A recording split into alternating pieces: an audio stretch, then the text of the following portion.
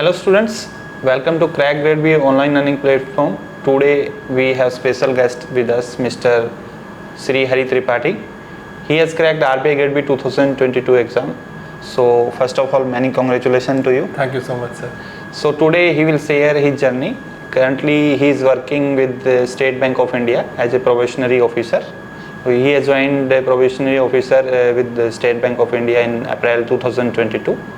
So he will share his journey. So Mr. Tripathi, yes, share your journey with the students, how you prepared for this exam, phase 1, phase 2, interview stage, and how did you manage while you were working as parent? So first of all, I would like to take this opportunity to thank you for always helping me, and especially CrackGradeB and you, because you were always available whenever I wanted to talk and whenever I wanted to discuss any strategy. So first of all, thank you.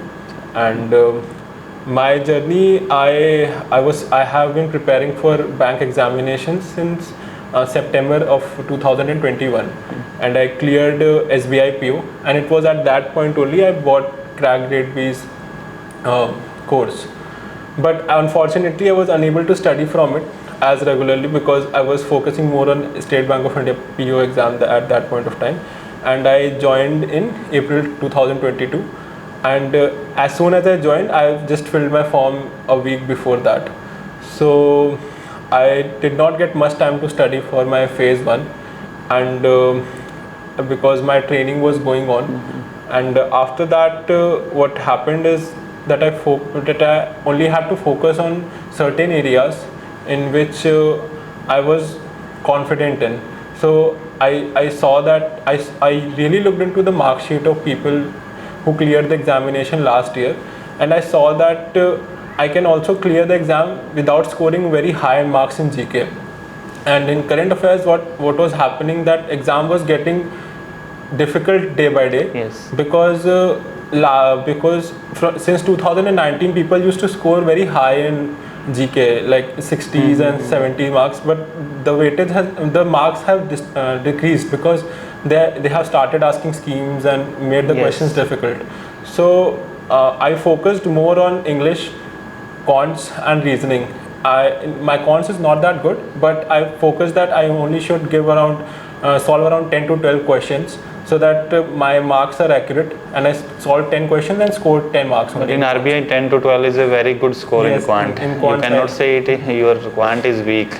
But I did not try to solve all the questions, because when we have a mindset that there are a lot of questions left, so people used to panic, which is a common mindset with people. So what I did was I focused a lot that if I'm able to solve 10-12 questions, so that will be good and with high accuracy. So I did not used to think that I have to solve some 20 questions or 40 questions. I just had 10 questions, I chose 10 questions and solved. So selectivism played a very big role in clearing this examination. Yes, since last 2 years, specifically last 2 years, 2021 exam and this 22. Question selection has played a great role, because in quant also there were difficult questions. You cannot solve all the question in 30 minutes, and similarly in the reasoning section there were puzzles, full of puzzles. This year the paper was full of puzzles, so you cannot solve all the puzzles under stress or under pressure. Yes. So I realized this, one has to learn the art of leaving the questions, because we have to understand that what we are trying to solve is actually easy for us to solve or not. Because we cannot just sit at one question and solve all the questions. So what I actually tried was to pick and choose the questions which I'm most comfortable in and try and reduce my errors. So I did the same in reasoning as well, and mathematics I only solved 10 questions and scored 10 marks. My English has been good, so I did all the questions in English and scored around 26.5 in English. And coming to GK, I did not have much time to prepare for it, so I solely relied on CrackGradeB's GK current affairs capsule, and I only did 2 months. That is, I guess paper was in May, so I did May and April, that's it.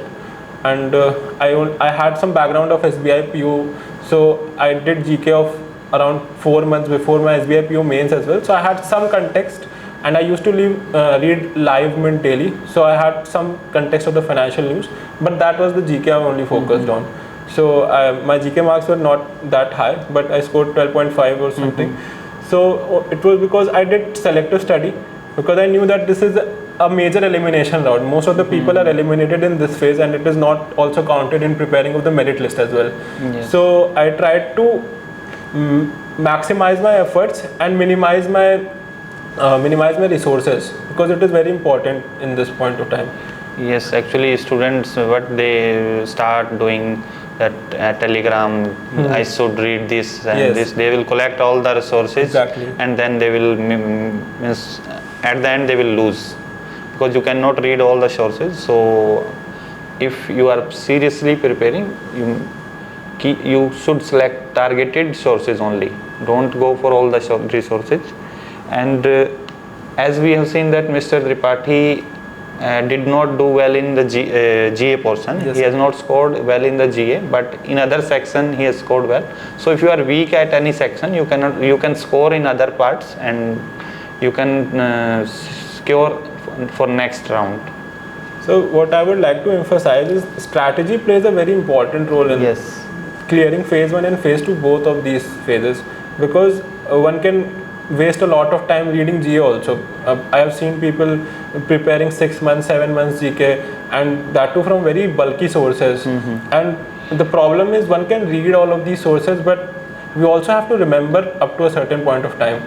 So if we are not able to remember what we read, then it's not that fruitful. So limiting your resources, I think, is very important, especially in GK. And practicing in mathematics and reasoning will suffice to clear the phase 1. Yes, actually maximum question 60-70% in GA will be from last 2-3 months. If anyone is studying only 2-3 months, then also he or she can get good marks, but he should give more focus on that 2-3 months. What they did, what they start doing that like 6 months, 7 months, someone has told 1 year. So different approaches are there, but at the end you will not get benefited, because every month there is a lot of fact, lot of data. So everything will be mixed up, and in the exam you will not be able to attempt the question correct. What usually happens is when people look at topper talk and all, some people have told 1 year, some people have told 7 months, and when we actually sit to study, we get that feeling that we have so much to cover. We get hyped up that we have so much to cover and we have so less time. But if we only see that, okay, I have only 2 months of GK to prepare, and if I finish this, then I'll move on.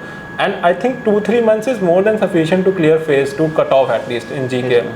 So that is how one can prepare if his GK is not prepared, or one has less time. So it can be done in 3-4 weeks as well, in my opinion. So what were the sources for this reasoning, quant practice?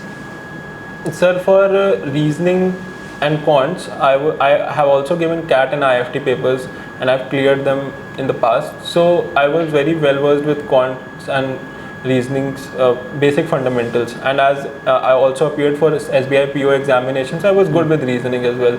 So I have done it from YouTube, mostly from YouTube, and some CAT books. That's all I solved.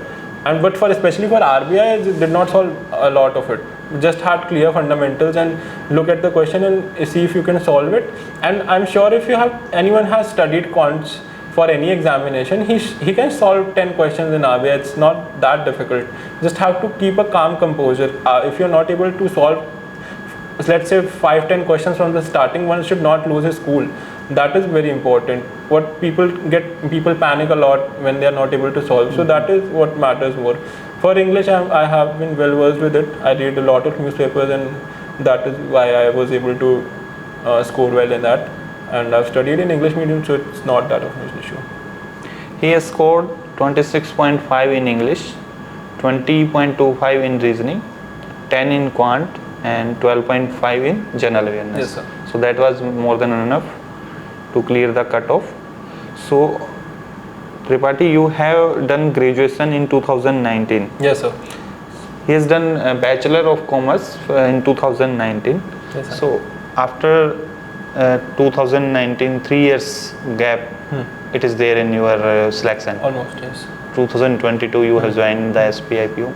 So there is always pressure on the mind while you are preparing and you have so much gap? Means in 2020 you started preparation after the graduation immediately, or? Sir, actually I was preparing for CAT. Okay. So I cleared, I got 96 percentile in CAT as well. So, but I did get a calls from few IIMs as well. But then COVID struck and I was not very willing to do online education. So I thought that I should go for banking examination, as my father is a banker himself. So I really like this field. So I gave SBIPO exam as well last year as well. And I was the problem here was I was not eligible because of my age. I was only 20 years when I graduated from college. So I was not eligible to sit for most of these examinations. So I waited and I prepared. I had the CAT background. So as and when 1 year went into CAT preparation only, and then COVID struck. So I gave these examinations, cleared it. Yeah. So you are just 23. Yes, I'm 23. Yes. So actually that after this means you have gap in your preparation. Suppose graduation you had done 2019. Still there is a pressure on the mind that most of the students have while you are preparing, and if you have some gap years, so what will happen? I will be selected or not? I will be able to clear the cutoff of this exam. I will be able to appear in means clear the IBPSPO, SBIPO. Many exam students used to appear, and they are always in fear. As gap is increasing every year, sometime they missed in that year, they are not able to qualify. So have you gone through the same process, and what strategy you followed for this to overcome that stress? Sir, obviously when we are not selected for any place and we see our friends going to different colleges and getting different jobs, it definitely creates a pressure on one's mind. But at this point of time, I think the support of family, support of friends, and understanding that believing in yourself is very important. I never doubted that I will not be able to get to the place where I want to. It definitely was a little pressurizing at first, that will I be able to get it, will I be able to join, and or if I will be able to clear it as well. But it did not create as much pressure, because I was always surrounded with a lot of my father always supported me. My father was always saying that I will be able to do it. I do not need to worry if I am not able to focus a lot, or if I'm not able to clear exams in one go. I have a lot of time and I can do it. So I did not feel as much pressure, because my family and my friends supported me a lot. But I can understand that many might feel the same pressure, but I do not think that gap would matter if you are able to justify it, and not to the board but to yourself also, because one might waste his time in UPSC, or they may feel that they have wasted their time, but I don't think that whatever one studies goes in waste. I was not getting a college in CAT, not up to my desire, but whatever I studied for CAT, I was able to utilize in phase 1. So it's not that whatever you study goes in waste. One might choose to change their stream, one might choose to go try something new. People do UPSC and are not successful, then they come to grade B or do something else, but that does not mean that they have wasted their time. One has to realize this fact. And if one is able to justify their gaps to themselves, they will be for sure able to justify it to others as well. And believing in oneself will make sure that they are able to clear this, get above this pressure, because this exam creates a lot of pressure on you as well, because there are a lot of less seats. The candidates are very well equipped and they come from very good institutes as well. So having less pressure is always good, and believing in yourself is more important than anything else at this point of time. One more question, as you appeared in the phase 1 exam in RBI. So first section is GA. Yes, sir. So you have scored less marks in GA. Yes, so sir. after attempting the GA question, there were something going in your mind that I will get less marks, and it is not, I am not able to attempt many questions. So how did you tackle the next section? Because if most of the students have gone through this stage also, that if the first section is not, they have not done well, then they get panicked, and then they do blunder in the next section also. So how did you manage that time? So first of all, I think that realizing this, that if I panic in one section, it will increase my possibility of making my other section worst, even if I know it. So for example, I did not do well in GA and it's the first section. So I knew it that I have not prepared GA, but I knew the fact that it will not be a deciding factor, because okay, there are 80 questions, but the cutoff is not that high, because I also saw the memory based paper of last year as well, phase 1. So I saw that the questions were not that easy. They were difficult. I saw 2019, 2018 paper as well. The questions were easier side. The questions were long this time, even difficult than the last year as well, I would say. The cutoff has also reduced. So I knew that even if there are 80 questions, no one is supposed to solve all the 80 questions. One should understand this fact that you are not supposed to solve all the 80 questions, or you're not supposed to solve 50 also. You are supposed to solve as much is required to clear the cutoff. It is a clearing phase, and to be very honest, it is an elimination phase at best. So all you have to do is give your best and solve enough number of questions to clear the cutoff. So let's say the cutoff was I think 7 or 8. So just solve around 10-20 questions in the section in which you are not that confident. Choose 2-3 sections in which you are confident and do very well in that. And in the section in which you are not confident, you can choose to stay just above cutoff and clear the cutoff. So the pressure might build up on some students that they have not performed well in the sections or lived up to their expectations of performance. But the thing is, we often underestimate our ability to perform in an exam and overestimate abilities of others to perform in the exam, because we think that others are very well educated and others have learned a lot, they have a lot of knowledge and have performed very worst. But everyone is more or less the same. People might score more in GK or some. What matters is if you are able to clear the cutoff, and that is what should be in our mind, while if we are not able to solve a section up to our expectations. So I think one should go into the paper without a lot of expectations, because whatever the questions that are thrown at you, you will have to solve it in that way only. For example, when we play cricket, there are a lot of cricketers. If one over does not go well, we cannot think of the over that has not gone well. We have to perform the over that is going to come in the next. So whatever over comes, we have to perform in that. So the questions which are coming, we have to face it and we have to go ahead. We cannot feel the pressure, because at any point if we feel the pressure, we will not be able to perform and it will affect our performance. Okay. So now comes to the phase 2 part. So you started phase 2 preparation just parallel to the phase 1, or have completed the syllabus before the notification itself. And what was your strategy? What were your main resources for this preparation? So when I actually came from the phase 1, I was not very sure if I would be clearing the phase 1. To be very honest, as you said, my GK was not that good. I was like, I've given a decent paper, given that I have not prepared well. Let's see if I clear it. So I did not prepare for phase 2 before the notification also. I knew what the subjects are. So what I actually did, I also had my JIB examination in the month of June, and in the month of June, in the last week, there was phase 2 also. So when the results came out, I found my roll number in the slip. I thought that I would be preparing in a manner where I first of all looked at the scorecards of students who have cleared in phase 2 also last year. So I saw that there is a lot of emphasis on descriptive this year. The questions were not that difficult. When we look into the questions of ESI in objective, they are to the point. Obviously in objective you have to know the answer. If you know the answer, then only you will get the marks. But in descriptive you can write and you can expect some marks even if you do not write up to the point or content, even if your content is not good. So I made it a point that FM is the most easiest of all the three. English is a language, we can leave it, but FM is easier than ESI, and it can be done within 15 days or so. I planned. So what I decided that I would first finish FM, and my FM would be good. So what I did was that I first of all read FM from the CrackGradeB material.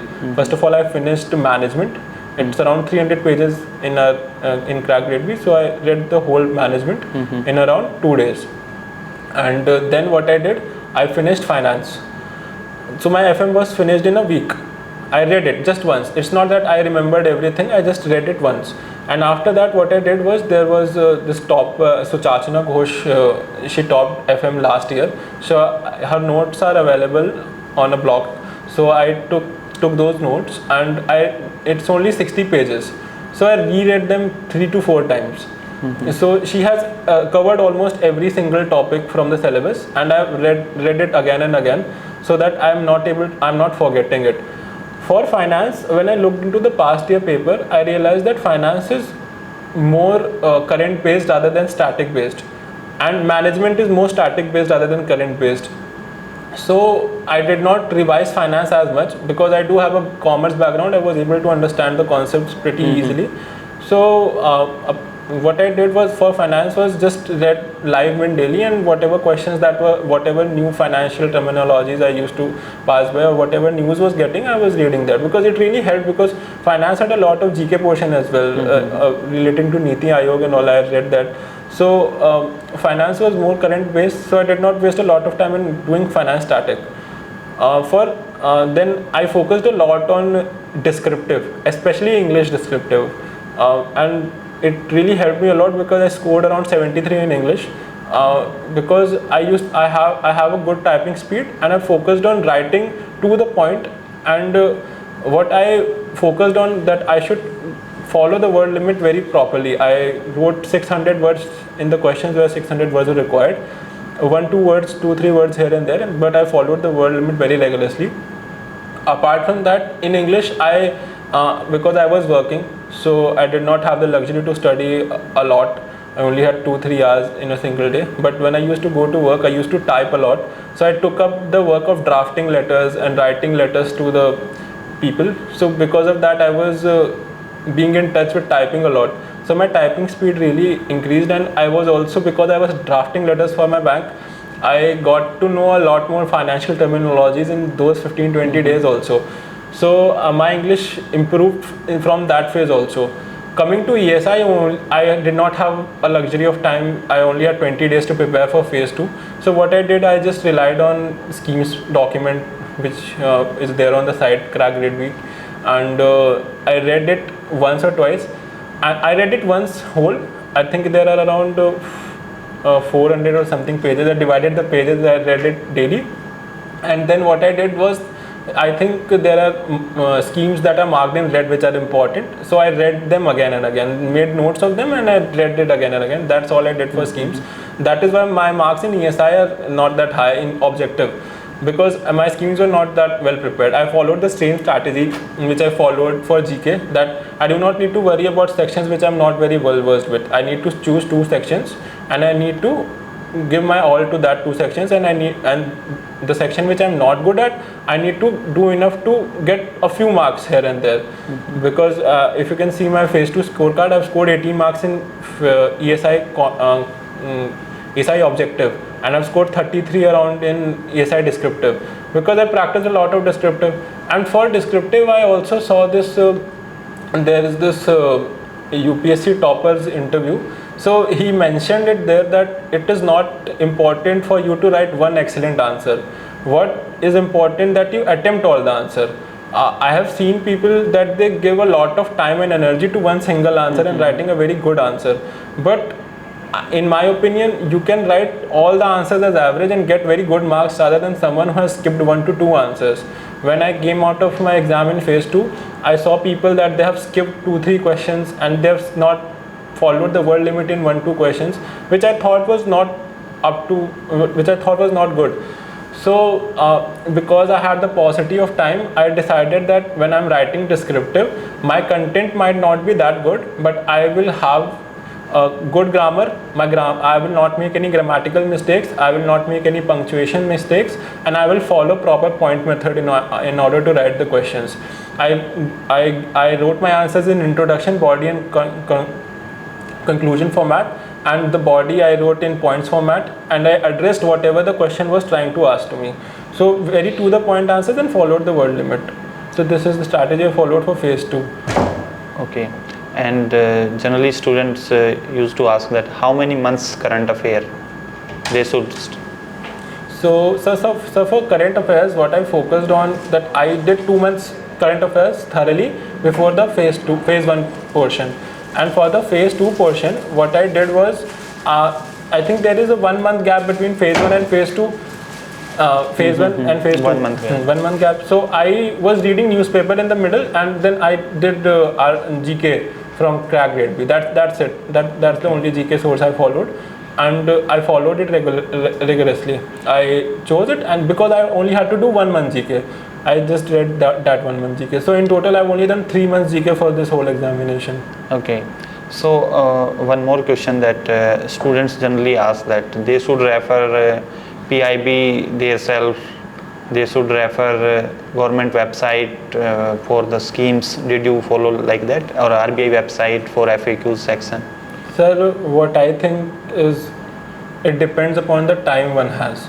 Going on to PIB website or going on to RBI's website is very tiresome, because if someone is preparing, he has to go and collect the sources, because you cannot study all the things that is mentioned on PIB, or you cannot study all the things that are mentioned on RBI's website. You have to do selective study, and when you are studying selectively, I think one should outsource his notes.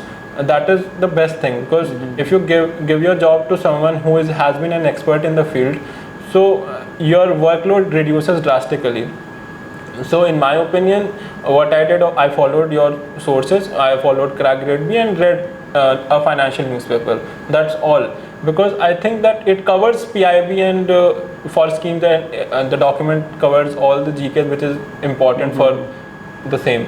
So I do not think that one should go here and there and make a lot of resources. One should keep his strategy simple and be consistent with his strategy.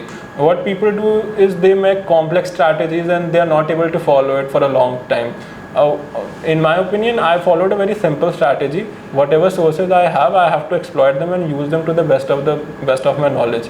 Because going to a lot of sources and going to a lot of places will not actually serve the purpose. Yes. So students, he has scored 244.75 marks in phase RBI Grade B, phase 2 and interview. Interview scored 60 marks. He has scored total 49 in ESI, and English 73, and FM 62.75. That is very good score. So as this questions also, many aspirants are waiting, those who are working, and many this banking aspirants generally sit in this exam, RBI Grade B. So they always ask the question, how did they should manage that time while working? You were working, so how did you manage that time? Because banking job nowadays, a lot of work pressure is there. I know everyone know the reality of this job. Too much work pressure is there. So even 10 to I think beyond 6 or absolutely. Yes. So how did you manage that time? What was your specific strategy that how should you use the time and daily?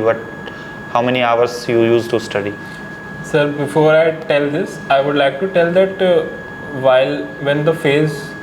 when I started preparing for phase 1, that was around a week before the phase 1, I actually got a lot of work in my bank. I was newly posted and my timings were almost 10 to 8:30 and 9. So it was around 11-hour work. My timings have reduced now, but at that point of time, because I was new in the branch, I was given a lot of work. I was working because my branch was a very busy branch. So I can very well relate to people who say that there's a lot of work in the banks.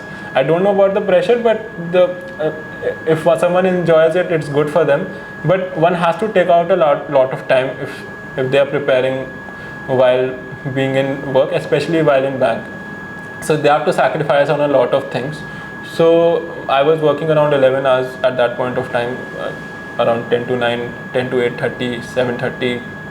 So how I managed was that, first of all, as I said, I made my contents are very limited. I did not follow a lot of content. Whatever. First of all, because I did not have a lot of time, I did not have the luxury of going to choose a lot of content. I chose only our CrackGradeB and one financial newspaper and focused on typing. I understand the point that one might not get a lot of time while working, but it is possible. If you focus on only the important things, and given that people might have 3-4 months, they can prepare even better. I only had 20 days, so I did not have the luxury to study a lot of things, only studied selectively, but I know it's difficult to study between work hours and all. I did not study between work hours, only used to type. When I used to come back, I used to read, and I used to read in the morning and try to finish the syllabus as soon as possible, especially the financial management. But for working aspirants who are very concerned about the times that they're not able to give to studies, I think that getting an example from, there are a lot of people who have been working in SBI itself and cleared the examination. So if they can do it, others can do it as well. It is difficult, I understand, but it is important for us to have limited resources and following it daily. Believing in yourself is very important, because as a working aspirant, I cannot relate myself to someone who is studying full time, because he or she can actually do 2 coachings. People take 2-3 coachings, they mix and match the material of some other coaching. We do not have the luxury for that. We can only rely on one coaching, believe in it, and prepare very accordingly. We don't go to a lot of sources, just prepare. And if we really prepare from one coaching, let's take example of our coach, it's CrackGradeB only. So the coaching material of ESI, FM and English is not, ESI and FM and current affairs is not more than, I think, 1500 pages combined. So it's not that much to prepare. If we just focus on what we have got and not look at a lot of people, people usually panic when they actually see that others are doing this much, others are studying 8 hours, 4 hours. So it's not really required. One needs to focus. If we study selectively, in little time also, we can also crack this examination. So any daily routine you followed while working? While working, when phase 2 was out, I used to, first of all, I used to go at work at 10 and come back by 8:39, and I used to sit to study after I had my dinner from 10 to 3. And morning. Because I knew that I only have to study for 20 days. It was not a long period. In the longer run, it is not sustainable, to be very honest, because 10 to 3 you study and when will you sleep? But it was only 20 to 21. It was not also 20 days, in my opinion, when the results were out. So I knew that it is not a long thing. I can, because in my mind, even if I did not clear, it was kind of a crash course for me, because I will be able to finish all this course of phase 2, studying it again and again, so that even if I give it next year, I will have some edge over others. But fortunately, I cleared this year. So I knew that even if I'm sacrificing a lot of my sleep and sacrificing meeting with my friends, it is not going to be that long of a period, only 20-21 days. So for someone who has a lot of time, he does not need to do it. He can only study from 2 hours, 1 hour, and 1-2 hours in the morning. 2-4 hours are more than sufficient in order to crack. So I used to study from 10 to 3, then sleep whatever I can for 3-4 hours, and then go back to work. And I repeated this every day. Okay. Yes, sir. So now comes to the important part of the selection process, that is interview. Yes, sir. So after that results were out, so how did you start preparation, and mock interview you appeared, and how many mock interview you appeared, and what was your experience with the interview panel? So first of all, when I cleared it, I was very happy, and within, I think, a week or so, the admit card for interview were out. So my interview was on 23rd of September. So I got a lot of days to prepare for interview. It was not like phase 1 or phase 2 where I had to prepare in very less time. So I had good time. So I knew that, I assumed that if I have scored up to, let's say I've only scored cutoff marks. So again, I looked at scorecard of someone who scored cutoff marks and still cleared. So I saw that if one scores 65 plus marks, they will be able to clear the examination even if they have scored cutoff marks in reserved UR category and unreserved category. So I looked at scorecards of 3-5 people, and I thought it is possible. It is possible, and if they can do it, I can do it too. So first of all, I made this key that it is possible. And then for interview, my father helped me a lot. My father is retired AGM from Punjab National Bank, and he loves reading about banks. He is very well versed with all the banking topics. So he used to read the newspaper for me and mark the important news every day. And every day we used to conduct mock interviews. I gave around 20-40 mock interviews with my dad as well. We used to talk, not like formal mock interviews. I did give formal mock interviews with him also, wore my proper suit and sat in front of him. But every day we used to talk, discuss a lot of things, whatever was happening in the world, Russia-Ukraine crisis or the monetary policy, because at that point of time the rates were also hiked and there were a lot of things happening. So I used to discuss it with my father every day, and my father used to tell me about it, because when I used to go to bank, he used to mark the important things, and when I used to come back, he used to tell me and I used to read it. So he helped me a lot. I did take one mock interview, that is it. That was from CrackGradeB only, and it was more or less analytical based. I think Rahul sir took my interview and he asked me a lot of questions regarding RBI and all. I was unable to give very satisfactory answer, and it was an eye opener for me that I need to prepare more. So fortunately what happened was, when I gave this interview, it was only 10 days left remaining for my actual interview, so I did not have a lot of time. But I felt that if that interview did not happen, it would have not opened my eyes that I need to read some financial and also some static portion also. So I read some statics. I read about RBI at that point of time. So there was this PDF of functions and working of RBI which you shared. I read that, and I also read 4 books during the course. I read books by Urjit Patel, Overdraft and Who Moved My Interest Rate, and a Black Swan Event, and one more book, because I also wrote reading as a hobby in my biodata. Since we are talking about biodata, I would like to mention that biodata is very important for interview. I have friends who did not actually fill their biodata very knowingly, because their biodata was very generic.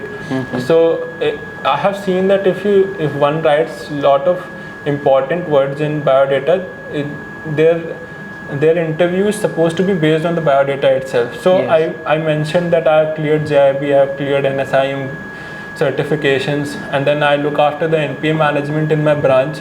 So they were very intrigued that if I am a probationary officer, how did I look after NPA management? So I told them about it.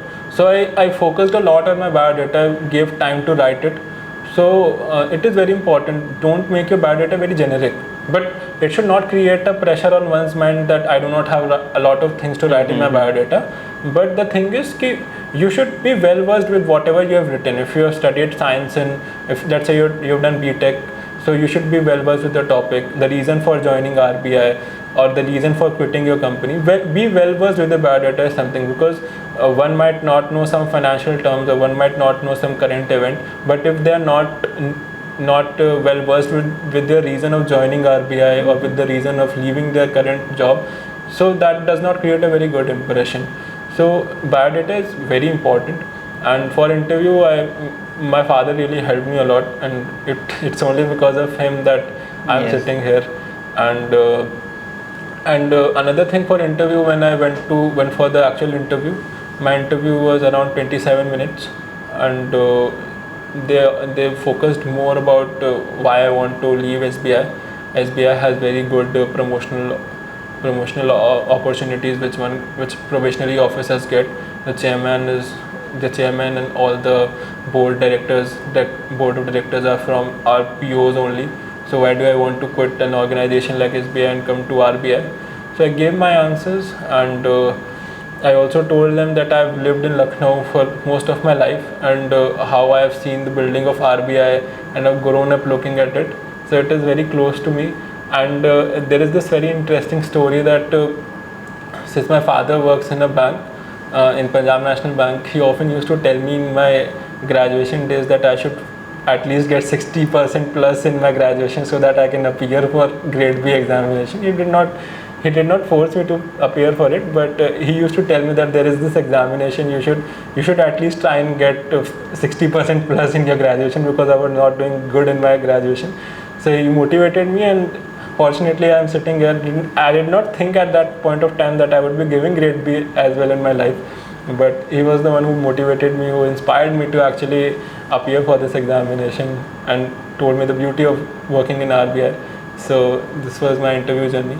And also, while I was giving the interview, I mentioned this line that when the notification of RBI came, there was this line on the beginning of the notification itself that build your career and build your nation is the line that is mentioned. So I think that RBI has always been a primary choice of career for me, and that is why I wanted to join it. It has not been a backup option for me. It is the primary career, and I want to establish my career in RBI only. So that is how I prepared, and I in the days which I had for preparation of my interview, I really looked at my reasons to join RBI. Wrote a lot of reasons that why do I want to join RBI. Because if not only for the monetary aspects, but for the promotional, but for the career aspects, but for the holistic career it offers, RBI is a very beautiful organization at large. So I really tried to understand the reasons, and for HR questions I really gave very good answers in my interview, as my opinion. I did not get very good marks, but it was up to my... 60 is a good mark. I expected more, but... Yes, 60 is also a good mark. Yes, sir. Yes, you cannot say there is no value. But it is still good marks. Yes, sir. Yes. And at the end, what will be your message for the future aspirants? Sir, for the future aspirants, I think that if one focuses on whatever resources that they have, not only academic, whatever time that they have, whatever how much money they have, I think in the time that we live in, anyone, if I take my example, whenever I used to prepare, I used to think that someone might have cleared the examination in even lesser time. So there are examples of everything. People have cleared the examination in their first attempt or even in the last attempt as well. So there are examples of everything. If someone thinks that they are not very well equipped with clearing the examination, people have cleared this examination giving the answers in Hindi in the interview as well, which is thought to be detrimental at some point of time. People think that only English speaking people are supposed to be selected in interviews. But if one believes in themselves, if one thinks that they can be sitting in RBI, they can do whatever they want to do, that is the most important thing. Whatever others tell you is not very important. I'm sitting here and I'm telling my strategy. Someone will be coming here and telling their strategy. It is your own story that you write, and what is really important at this point of time is that we understand that we can get whatever we want if we work really hard for it. No matter, even if we have 20 days to prepare for this examination, instead of cribbing about the less time that we have, we should focus on whatever resources and whatever time that we have, and we can clear it. It definitely feels low when we see that we have less time or we have less resources. I've seen a lot of people asking me, is it enough to clear this examination? Is CrackGradeB course enough to clear this examination? See, if one wants, one can clear this examination with reading bulky material, without reading a lot, or without only joining CrackGradeB. People join various institutes and still do not clear any examination. So it's more about believing in yourself rather than believing in the coaching. People think that people do not have the thing that, am I able enough to clear this examination? One should ask this rather than is the coaching capable to give us. Coaching only can guide you, help in your preparation. They cannot means finally you have to do. You have to perform during the exam day. Exactly. If we look at all the coachings that are there, more or less the content material will be same because syllabus is defined. We cannot actually make a different content. The theories are the same, the answers are the same, the GK is the same. The coachings cannot make their own GK. Some might have a very long pages of coaching material, and our coaching is they have very crisp and clear coaching. That is why I like the material of our CrackGradeB, because it is very crisp and clear, and I do not have to read a lot, and it's very simple because I do not have to waste a lot of time reading a lot. If I can clear this examination by reading only 1500 to 2000 pages, why should I go for a coaching which gives around 5000 pages for the same thing? So one can clear this examination with a coaching, without a coaching, but you should believe in yourself that I can do it. That is the more important thing. And even if you're a working aspirant, we have a woman who has a kid we have someone who is not from a very well economic background, so they have cleared this examination at the end of the day. So there are various examples, and one should get motivated by all these examples, and if they can do it, anyone can do it. It's not that big of a deal. Okay, so one last question from our side, that's while you started preparing for this exam, so you have to choose one platform. As you were working aspirant, Yes, so sir. you were not preparing yourself, so you have to choose one platform. Yes, sir. So how did you filter out, as there are a number of platform available with aggressive marketing also, and as number of students used to call us that why are you providing at so less price while others are providing at 10,000, 12,000, whatever price is there, but we are providing at most economical, I think we are providing in this market. So the number of students have doubt in their mind, it will be of means good quality content will be there or not. So usually ask a question to us, so why are you providing at this cost? So you should have the same thinking in your mind while selecting. So what was your means deciding factor? So as Indians, we also have this thought process: if something is expensive, it's good. If you are paying, let's say, 5,000 for the same course, and if you are paying 2,500 for another course, the 5,000 one is better because we are paying more for it. But when I was looking for, I bought the CrackGradeB course in September 2021. I was unable to study much from it during that point of time. But what pursued me to bought CrackGradeB was the sheer honesty in your material and in your words, because you did not publish that you have so many people clearing. You published, even if, let's say, the number is not that high compared to other institutes for whatever reason, but you publish whatever is genuine. You did not publish whatever just to hype up your sources. It was very honest. It seemed like an honest effort, and to me, I used to find you very humble, the way you used to talk, and very polite to others. So I was very moved that he has a coaching institute and he's offering at such cheap rates, and not only cheap rates. Since the topper of last year was also Miss Pallavi Jain was also from our coaching, CrackGradeB only. So I think you have 2 interviews with her. So I saw both of them, and I used to find some genuineness in the talk as well.